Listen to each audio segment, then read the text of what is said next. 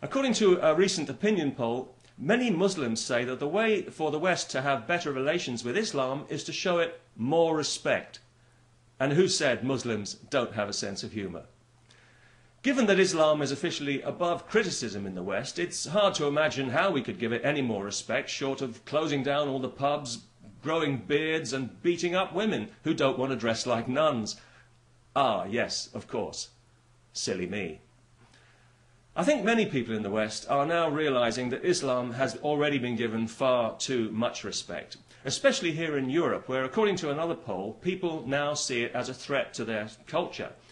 They carry on accommodating its every demand, of course, but this is not because Islam is welcome in Europe, far from it. It's because people have been conditioned by the lie of multiculturalism to believe that what they should think is more important than what they do think.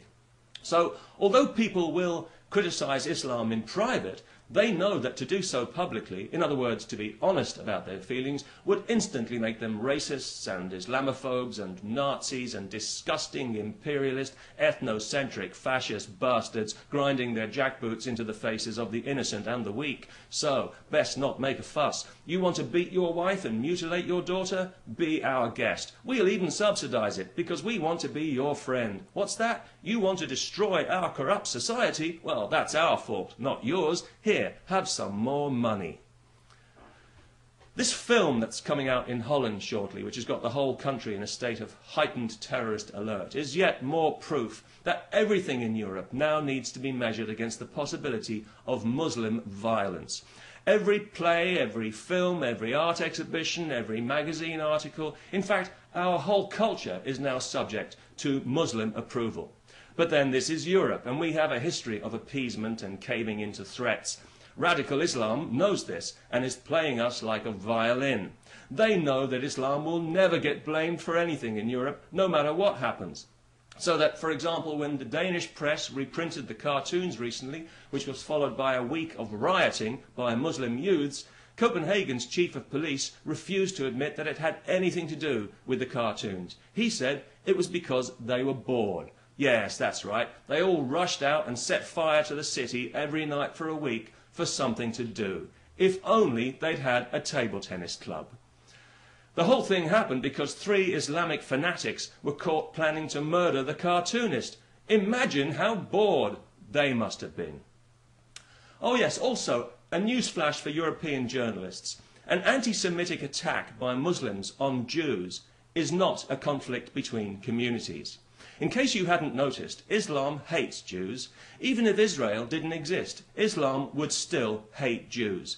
Their holy book tells Muslims that they should hate Jews. So I think you'll find what's happening is not a conflict between communities at all, but a violent, unprovoked, racist attack by Muslims on Jews because they're Jews. Just thought I'd clear that one up for you so that you can report it accurately next time, if you bother to report it at all.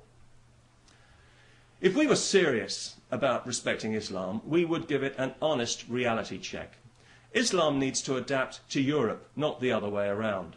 Now, I know a lot of Muslims actually agree with this, and they make an effort to adapt and to rub along with everybody else, which is great, and it's very welcome.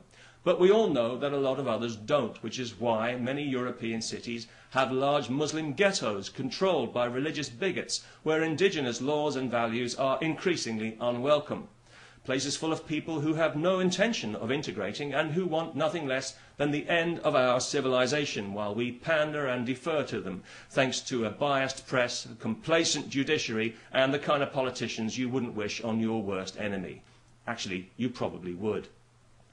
And this situation is as much a threat to the freedom of ordinary Muslims as it is to everybody else. And it's a clear indication that what we need in Europe now is not more respect for Islam, it's less respect for Islam and more respect for ourselves. We need to stop pretending, because that's what we're doing, pretending that all cultures are equal, when we can clearly see that they're not. Islamic culture is not equal to Western culture. It encourages violence against women, against Jews and homosexuals. It sanctions polygamy and marrying old men to young children in a disgusting travesty of human relations. Anyone in the West advocating these kinds of values would very quickly find themselves in jail. It's not equal, it's inferior. And given radical Islam's openness about its totalitarian agenda, this is not something that should be encouraged in any way. It should be discouraged by firm legislation and by rigorous enforcement of the law. Remember the law? Now, I know that I'm going to be accused of racism and Islamophobia by the usual self-righteous pinheads, but I don't mind because those words have no value in this context.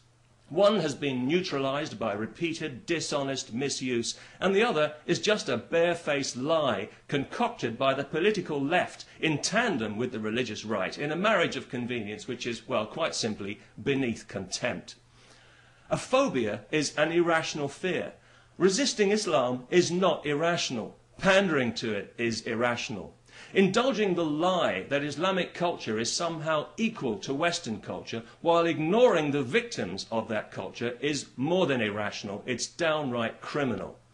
And if you really want to talk about racism, then look no further than the poisonous fiction of multiculturalism, a divisive and patronizing racist ideology. And the governments of Europe who promote it are racist governments. The civil servants who pander to it are racists. The university lecturers who encourage it are racists. The journalists who lie about it are racists. And the ordinary people who say one thing in private and another in public are cowardly, racist hypocrites. If we can't bring ourselves to say what's in our hearts when it truly matters, then we've already given up our freedom, and with it the freedom of future generations, which is something that we've got no right to do. We didn't earn this freedom. It was handed to us on a plate by people who did earn it with their lives. We don't own it. We're custodians of it. It's not ours to give away. So it's time to speak up, Europe. It's time to stop whining and bellyaching about the Americans for 5 minutes and show a little backbone for once. Just once. Or do we want to spend the rest of our lives cowering like frightened mice from a handful of violent bigots who think they have a right to poke a finger into our chest and tell us how we're allowed to live, what we can and can't do, say and think? Well, I don't know about you, but anyone who asks me that question is going to get a very short answer. And I'll give you a clue, it won't contain the words Allah or Akbar. Peace. Wouldn't that be nice?